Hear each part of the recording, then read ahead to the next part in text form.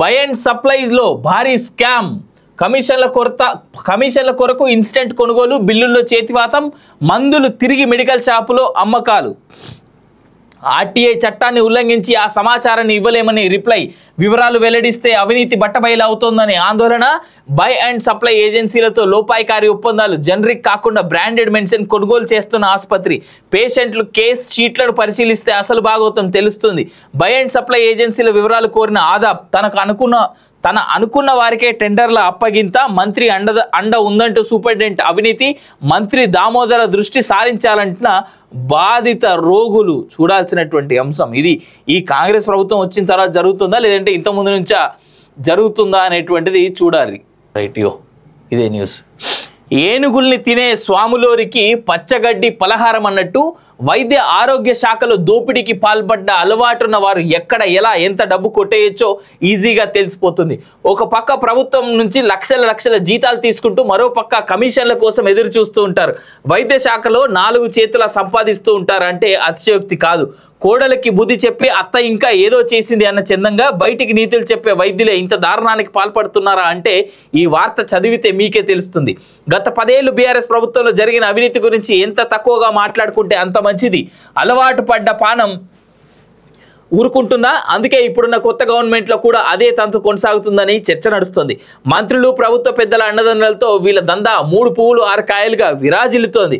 పేదోడికి ఆపద వస్తే వెంటనే సర్కార్ ఆసుపత్రి ఉరికొచ్చి తనకొచ్చిన రోగం నయం చేసుకునేందుకు ఆరాట పడతారు. ఇందుకోసమే గవర్నమెంట్ కూడా నిధులు మంజూరు చేస్తూ ఉంటుంది, వెనుకాడదు. ఇదే అదనుగా తీసుకుంటున్న కొందరు అవినీతి పరులు దాన్నే క్యాష్ చేసుకుంటున్న దాఖలాలు కనిపెడుతున్నాయి. హైదరాబాద్లో అతిపెద్ద ప్రసూతి ఆసుపత్రి పేట్ల బుర్జు సిటీ నలుమూలల నుంచి కాకుండా రాష్ట్ర చుట్టుపక్కల ప్రాంతాల గర్భిణీలు, బాలింతలు సైతం ఇక్కడికే వచ్చి చూపించుకుంటారు. అలాంటి నెంబర్ 1 దవాఖానాలో ఎంత నిర్లక్ష్యం కొట్టొచ్చినట్టు కనిపిస్తోంది. ప్రభుత్వం ఆసుపత్రికి అవసరమైన మందులు, ఇతర ముఖ్యమైన సామాగ్రి వెంటనే కొనుగోలు చేస్తుంది. అయితే దీనికోసం ఆయా కంపెనీలను పిలిచి టెండర్లు అప్పగిస్తుంది. ఇక్కడే మొదలవుతుంది అసలు కథ. గవర్నమెంట్ లెక్కల ప్రకారం కాంట్రాక్ట్ అంటే ఎక్కువ నాణ్యత గల సరుకు తక్కువ ధరకు ఎవరైతే అందజేస్తామో అని చెప్తారో వారికే ఆ టెండర్ దక్కాల్సి ఉంటుంది. కానీ దీపం ఉన్నప్పుడే ఇల్లు చక్కదిద్దుకోవాలి అన్న చందంగా వైద్య అధికారులు టెండర్లు ఇచ్చే ఏజెన్సీలతో లోపాయికారి ఒప్పందాలు చేసుకొని ఎవరు ఎక్కువ కమిషన్ ఇస్తారో వారికే దక్కేలా లోపల పావులు కలుపుతున్నారని బహిరంగంగానే చర్చ జరుగుతోంది. టెండర్ రావడానికి సీల్ టెండర్లో కూడా జిమ్మిక్కులు చేస్తారని ఆరోపణలున్నాయి. సీల్ టెండర్ యొక్క విషయాలను వారికి అనుకూలమైన కాంట్రాక్టర్కు అందజేసి వారికంటే తక్కువ ధరకే మందులు సప్లై చేసే విధంగా కొటేషన్లు తీసుకొని టెండర్ ఖాయం చేస్తున్నట్టుగా విమర్శలు వెల్లువెత్తుతున్నాయి. గవర్నమెంట్ టెండర్ల విధి విధానాలు, కమిషన్ల కోసం సూపరింటెండెంట్ కక్కుర్తి అంటూ చూస్తా ఉన్నాం. ఆర్టీఐలో వివరాలు అడిగిన ఆదా, బై అండ్ సప్లై మరియు ఇన్స్టెంట్ కొనుగోలులో జరుగుతున్న అక్రమాలపై పూర్తి సమాచారం ఇవ్వాలని జూన్ 22వ తేదీన ఆదాబ్ హైదరాబాద్ ఆర్టీఐ వేసింది. సమాచార హక్కు చట్టం 2005 ప్రకారం పేట్ల బుర్జు ఆధునిక ప్రసూతి ఆసుపత్రి బై అండ్ సప్లై చేస్తున్న ఏజెన్సీ పూర్తి వివరాలు ఒకవేళ టెండర్ ద్వారా కానీ కొటేషన్ ద్వారా కానీ ఏజెన్సీలు కేటాయించడచో వాటికి సంబంధించిన పూర్తి వివరాలు జనవరి 2023 నుంచి ఈ రోజు వరకు ఏజెన్సీ సప్లై చేసిన మందుల వివరాలు, వారికి చెల్లించిన బిల్లులకు సంబంధించిన వివరాలు ధృవీకరించిన పత్రాలతో సహా ఇవ్వాలని ఆదాబ్ డీటెయిల్స్ కోరింది.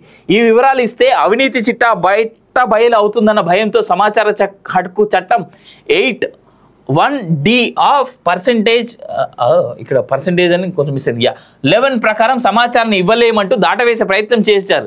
అట్టి సమాచారం ఇవ్వడంతో వాణిజ్యపరమైన గోప్యత, వ్యాపార రహస్యాలు, మేధో సంపత్తికి సంబంధించి సమాచారం వెల్లడి కావడం వల్ల పోటీ రంగంలో తృతీయ పక్షానికి హాని కలుగుతుందని, కాబట్టి అలాంటి సమాచారాన్ని ఇవ్వలేమని, థర్డ్ పార్టీకి మేము ఎలాంటి సమాచారం ఇవ్వలేనని సమాచార హక్కు చట్టాన్ని అవమానపరచడం గమనార్హం. ప్రతి పౌరుడు సమాచార హక్కు చట్టం ద్వారా తనకు కావాల్సిన డేటాని అడిగి అర్హత ఉంది. ఈ చట్టంలో విశాల ప్రజా ప్రయోజనాలు ఉన్న చోటి సమాచారాన్ని వెల్లడించవచ్చని స్పష్టంగా ఉంది. కానీ అధికారులు దీన్ని పట్టించుకుంటలేరని అంటున్నారు. పేట్ల బుర్జు ఆధునిక ప్రసూతి ఆసుపత్రిలో ఇంత జరుగుతున్నా ప్రభుత్వ పెద్దలు, వైద్య ఆరోగ్య శాఖ అంత సైలెంట్గా ఉండడం ఆశ్చర్యానికి గురి చేస్తుందంటూ చూస్తూ ఉన్నాయి.